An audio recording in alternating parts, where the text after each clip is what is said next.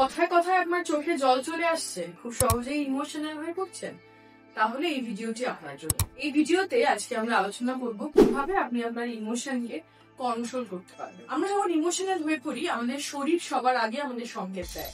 যেরকম ধরুন হৃদস্পন্দন বেড়ে যায়, আমাদের মাথা ব্যথা করে, বা আমাদের হাত পা কাঁপে, কথা বলতে গিয়ে গলার আওয়াজ কেঁপে যায়। এটি কিন্তু আমাদের শারীরিক সংকেত। আমাদের বুঝতে হবে আমরা কিন্তু আমাদের ইমোশনের কন্ট্রোল হারাচ্ছি। তখনই নিজেকে বলুন স্টপ, নিজেকে থামান। তারপরে যখন দেখছেন যে স্ট্রেস অনেকটা বেশি হয়ে যাচ্ছে, গভীর শ্বাস নিন। 5 সেকেন্ড ধরে নিঃশ্বাস ছাড়ুন, আবার 5 সেকেন্ড ধরে নিঃশ্বাসটাকে আবার নিন। আপনি আপনার নিজের ইমোশনকে নাম দিন, অর্থাৎ আমার খুব হতাশ লাগছে, আমার খুব রাগ হচ্ছে।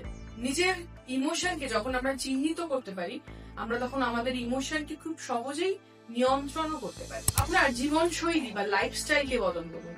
ঘুম, সঠিক খাওয়া, এক্সারসাইজ, ফিজিক্যাল টাচ, এগুলো খুব দরকার। নিজেকে ডিজিটাল ডিটক্স করুন, অর্থাৎ অনলাইন থাকা, সারাক্ষণ সোশ্যাল মিডিয়া করা বা মোবাইল নিয়ে সারাক্ষণই বসে থাকা, এই জায়গা থেকে নিজেকে বের করে আনুন। রেসপন্ড করুন, রিয়াক্ট নয়।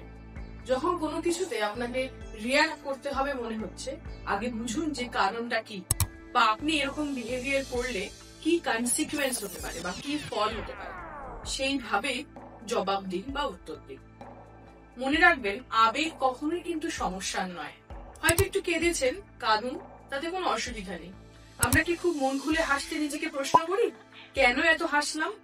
ঠিক কান্না বা রেগে যাওয়াও আমাদের আবেগের বহিঃপ্রকাশ। আবেগ সমস্যা নয়, কিন্তু আবেগ যদি নিয়ন্ত্রণের বাইরে বেরিয়ে যায়, তবে অবশ্যই সেটি সমস্যা। এই পয়েন্টগুলি মাথায় রেখে এগিয়ে চলুন, দেখবেন আপনার জীবনটি খুব সুন্দর এবং সাজানো বাগানের মতো হবে। ধন্যবাদ।